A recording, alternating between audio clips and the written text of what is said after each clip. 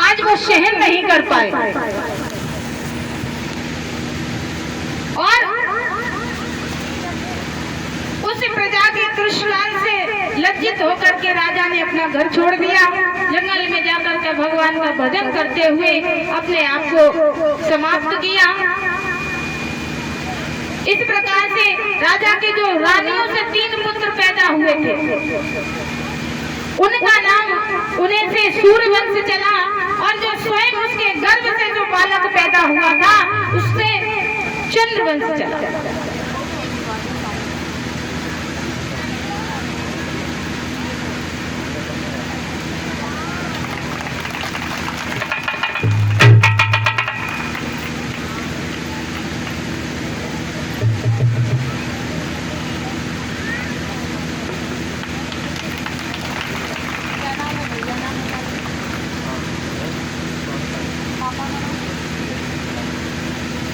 और ये इसी के बीच में हमारे भैया सोनू जो श्री हरिशील साक्षी जी के सुपुत्र हैं, सांसद हैं, इन्होंने पगड़ी बांध करके सम्मान दिया है और 201 मुद्राएं पुष्पों के हाथ से हमारे भैया को सम्मानित किया है। भगवान से प्रार्थना है इस भैया के जीवन में सदा सुख शांति बनाए रखे।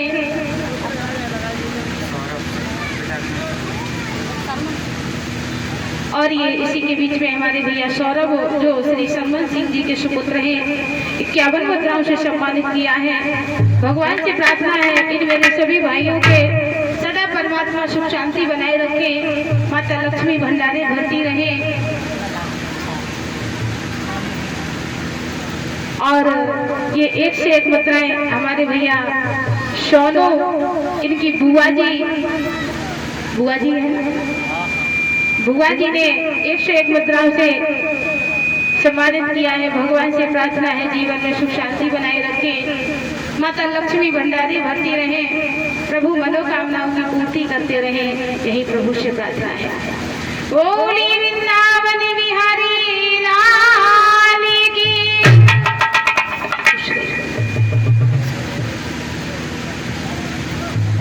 कहें इस प्रकार से सूर्यवंश और चंद्रवंश चला। जब अब भगवान अभी तक तो आए थे केवल सूर्यवंश में, अब भगवान आ रहे हैं चंद्रवंश में। भगवान जब सूर्यवंश में आए तो दिन में आए, अब भगवान रात में आ रहे हैं। जब इस प्रकार से भगवान आचार्य सुखदेव जी महाराज ने कहा, राजन परीक्षित, मथुरा नगरी के राजा हैं उग्रसेन और उग्रसेन के एक भाई है जिनका नाम है देवक। चंद्रवंश में बहुत से यशस्वी राजा हुए हैं। सुखदेव जी महाराज कहते हैं, वर्णयामि महापुण्यम सर्व पाप हरम यदोरवंश नरः कृत्वा सर्व पापै प्रमुच्यते। राजा, अब मैं ययाति के ज्येष्ठ पुत्र यदु का वंश कहता हूँ। यह यदु वंश महापुण्य को उत्पन्न करने वाला है एवं समस्त पापों को दूर करने वाला है। इसी वंश में भगवान स्वयं परम ब्रह्म परमात्मा श्री कृष्ण का अवतार लेकर के अवतरित हुए हैं। हे राजा परीक्षित, ययाति के जो सबसे बड़े पुत्र हैं अनु, कहे अनु की 13 पीढ़ी में अंग वंग नाम के 6 राजा हुए हैं। रोमपाद की 11 पीढ़ी में अधिरथ हुए जिन्होंने कुंती पुत्र अर्जुन को पाला था, जिन्हें राधे कहा जाता है। कहें और ययाति के जो अन्य पुत्र हैं ध्रुव की 8वीं पीढ़ी में प्रचेता उत्पन्न हुए जो मिलेच्छों के अधिपति कहलाए। और राजन तुर्वस की 7वीं पीढ़ी में राजा मरुत हुए हैं जो निसंतान होने के कारण इन्हें पूर्ववंशी कहा गया। और पूर्ववंश में उत्पन्न दुष्यंत को इन्होंने गोद ले लिया। और यदु की 4थी पीढ़ी में उत्पन्न हुए हैं है की 11वीं पीढ़ी में महाराज कार्तवीर हुए हैं। और कार्तवीर से मधु और मधु से वैष्णीय, इस प्रकार से इस वंश का वर्णन है। तो कहें चंद्रवंश में मधु के पैदा होने से इस वंश को माधव कहा गया, और मधु से वृषणी के पैदा होने से इस वंश को वासुदेव कहा गया, और यदु के नाम से इस वंश को यदुवंश कहा गया है।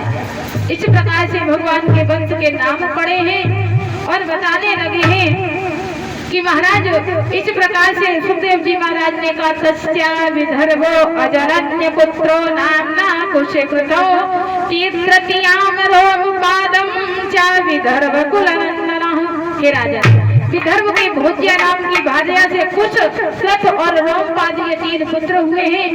रोमपाद की 5वीं पीढ़ी में चेदी हुए हैं, जिनके दमघोष राजा हुए और दमघोष के पुत्र शिशुपाल हुए, जिन्होंने रुक्मिणी जी के से विवाह करने की इच्छा रखी और भगवान ने उनका हरण कर लिया था। कहीं इन्हीं विदर्भ के पुत्र कृत की 20वीं पीढ़ी में शाश्वत नाम के राजा हुए हैं। युधाजी की 5वीं पीढ़ी में शाब्दिक हुए, सिनी पुत्र विष्णु के सफल और सफल के हुए हैं अक्रूर जी महाराज, जो भगवान को वृंदावन से मथुरा में लेकर के गए हैं। कहीं युधाजित के दूसरे लड़के हुए हैं अनमित्र के पुत्र हुए हैं प्रसेन और सत्राजित। इसी सत्राजित ने भगवान को द्वारका में जाने से मणि की चोरी लगाई थी, ये वही सत्राजित हुए हैं। और कहीं इसी वंश में अंधक, कुकुर और कुकुर के 11वीं पीढ़ी में आहुक हुए हैं। ये जो आहुक हैं, इन्हीं आहुक के महाराज 2 पुत्र हैं, उग्रसेन और देवक, जो मथुरा के राजा हुए हैं। आज जब बताया है इधर तो ये वंश हुआ, उसके बाद में कहे देवक के जो 4 पुत्र, देवक सब छोटे हैं अपने भाई से, तो देवक के 4 पुत्र हैं, देववान, उपदेव, सुदेव, श्री देववर्धन, और 7 पुत्रियां हैं, श्रुति देवा, शांति देवा, उपदेवा, श्री देवा, रोहिणी और सहदेवा, 7वीं है देवकी। ये सभी महाराज वसुदेव जी की पत्नियां हुई हैं। और उग्रसेन के 9 पुत्र हैं। उग्रसेन के 9 पुत्र हैं, कंस, सुनामा, निग्रोध, कंक, शंख, सुहु, राष्ट्रपाल, सृष्टि, तुष्टि और तुष्टिमान। और उग्रसेन की 5 कन्याएं हैं, राष्ट्रपालिका, कंसा, कंसवती, कंका, सूरभु इत्यादि 5 कन्याएं हैं। आपने कुछ विद्वानों के मुख से ये भी सुना होगा कि महाराज उग्रसेन के एक ही पुत्र था, लेकिन भागवत जी में उग्रसेन के 9 पुत्रों का वर्णन आया है, जिनमें सबसे बड़ा पुत्र था कंस। अब कहीं आपने ये भी सुना होगा, कोई कहता है, किन्हीं विद्वानों ने बताया कि ये कंस जो था ये उग्रसेन का पुत्र नहीं था। ये बात भागवत में नहीं, प्रेम सागर में आई है। प्रेम सागर में ये बात आई है कि जब पवन रेखा बगीचे को देखने के लिए गई, तो वहीं पर ध्रुवमलिक नाम का राक्षस आया और उस राक्षस ने पवन रेखा के सतीत्व को नष्ट कर दिया। जब पवन रेखा को पता चला, तो पवन रेखा इसको श्राप देकर के भस्म करना चाहती थी, लेकिन उस ध्रुवमलिक ने कहा कि देवी, तू मुझे भस्म कर देगी, इससे तुझे कोई लाभ नहीं मिलेगा, तेरा सतीत्व तो नष्ट हो ही चुका है। लेकिन मैं तो इसे इतना कहता हूँ कि मेरे अंश से जो भी पुत्र होगा वह बहुत ही बलवान होगा और उसका राज्य होगा संसार में। और सबसे बड़ी बात यह है कि तेरे उस पुत्र को मारने के लिए स्वयं परम ब्रह्म परमात्मा को अवतार लेना पड़ेगा और वह भगवान के हाथों मुक्ति पाएगा। ऐसी बात सुनकर के पवन रेखा शांत हो गई और पवन रेखा ने फिर ध्रुवमलिक को श्राप नहीं दिया, घर में लौट करके आई। लेकिन जब कंस का जन्म हुआ तो महाराज इतना भयंकर प्रकृति में आतंक मचा, आंधी तूफान आ रहे हैं। जब भयंकर आंधी तूफान को देखा, एक बात मैं बता दूं, आप लोग नोट कर लेना, परीक्षा की, अगर किसी बालक के जन्म पर भयंकर आंधी तूफान आए, प्रकृति में हलचल हो, तो आप नोट कर लेना, वह बालक दुराचारी निकलेगा, कोई रोक नहीं सकता। आज कंस के जन्म पर जब इतना भयंकर आंधी तूफान आ रहे हैं, तो जब बालक का जन्म हुआ तो ज्योतिषियों ने बताया कि महाराज ये बालक दुराचारी निकलेगा और आपके प्रजा को सताएगा। उग्रसेन ने कहा तो क्या करें? ज्योतिषियों ने बताया कि अगर संभव हो सके तो इस बालक का आप परित्याग कर दीजिए। अब पुत्र को त्यागना कोई छोटी बात नहीं है, पुत्र कैसा भी हो आखिर तो पुत्र ही होता है। लेकिन उग्रसेन ने विचार किया कि अगर एक अंग को काटने से शरीर अगर बच जाता है तो महाराज वो अंग कटवा देना चाहिए। अगर हाथ में या पैर में सेप्टिक हो जाए, गला लग जाए, तो डॉक्टर सलाह देते हैं कि अगर आपको अपनी बॉडी बचाना है तो ये हाथ कटवा दो।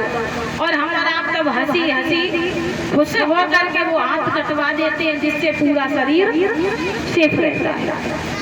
तो आज उग्रसेन ने भी अपने हृदय पर पत्थर रख के उस हाल के जन्मे बच्चे को कांस में लपेट करके, कांस समझते हैं ना, कांस जो घास होती है कांस, उसी कांस में लपेट करके यमुना जी में बहा दिया।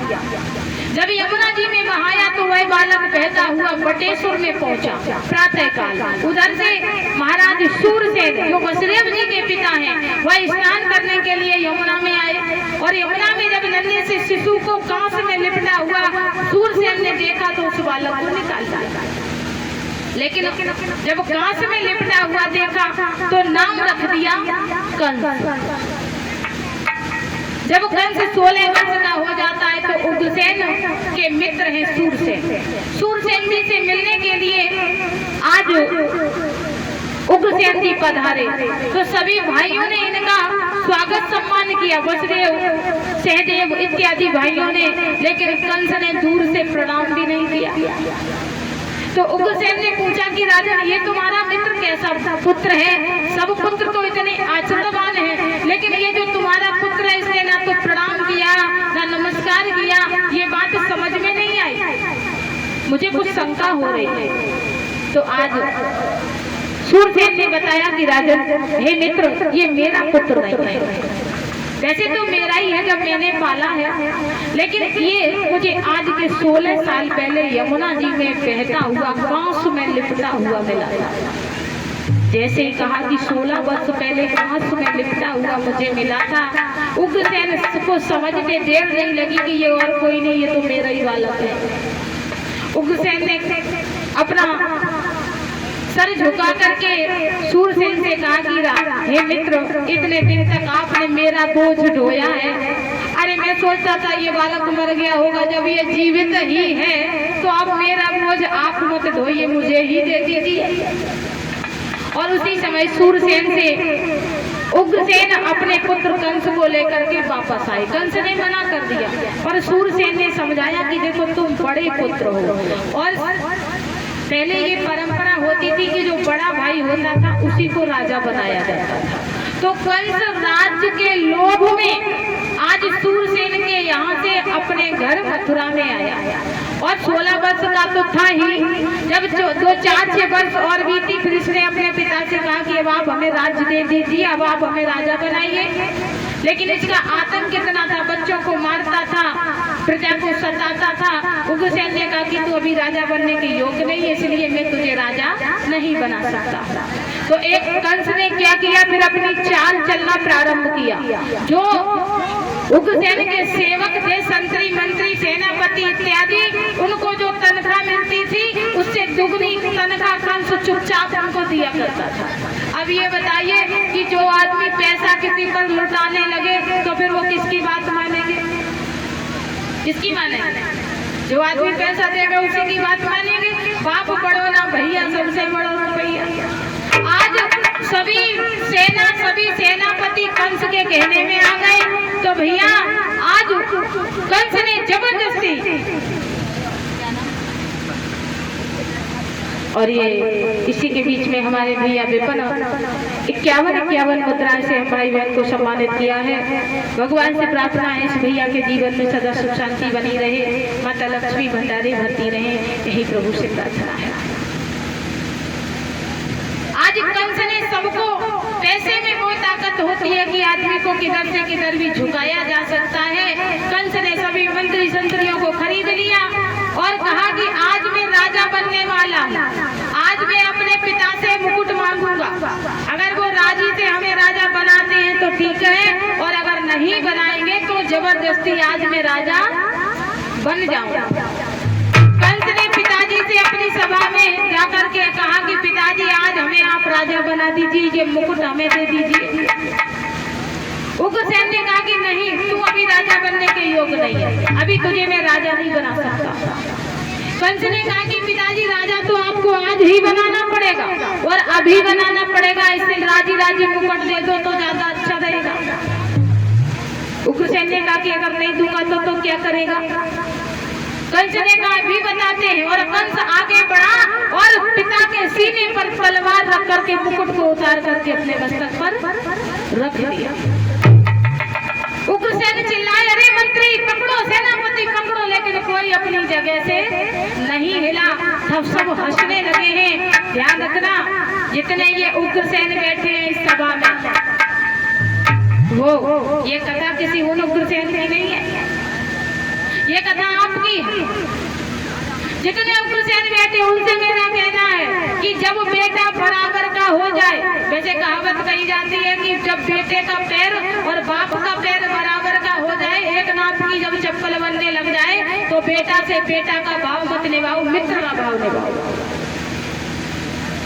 तो कहीं जब बेटा बड़ा हो जाए तो राजी राजी अपने बेटे को सारी मालकी सौंप देनी चाहिए।